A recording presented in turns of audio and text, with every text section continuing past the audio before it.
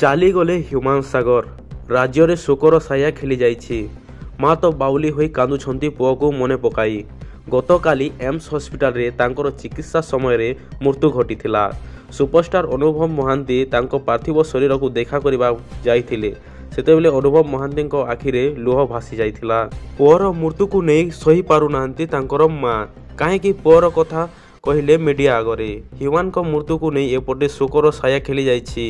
Music director ଠାରୁ ଆରମ୍ଭ କରି ଗାୟକ ଗାୟିକା ସମସ୍ତଙ୍କ ଆଖିରେ ଲୁହ ଭାସି ଯାଉଛି।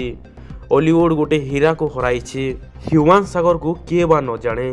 2 ବର୍ଷ ଆଗରୁ ତାଙ୍କ ଦେହ ବହୁତ ଅସୁସ୍ଥ ଥିଲା, ହେଲେ ତାଙ୍କ ମା ଜାଣିନଥିଲେ। ପୁଣି ତାଙ୍କର ମାର ଅଭିଯୋଗ ରହିଛି ଯେ ହ୍ୟୁମାନଙ୍କର ପିଏ ମାନଙ୍କ ଯୋଗୁଁ ହ୍ୟୁମାନଙ୍କର ଜୀବନ ଚାଲିଗଲା ବୋଲି। ଆଉ ଭିଡ଼ିଓ ଯଦି ଆପଣମାନଙ୍କୁ ଭଲ ଲାଗିଥିବ ଆମର ଚ୍ୟାନେଲ के सब्सक्राइब करदेवे और पाखे बेल आइकन को प्रेस करदेवे जहाँ छड़ा कि एंता नॉलेज जानी पारबे। धन्यवाद।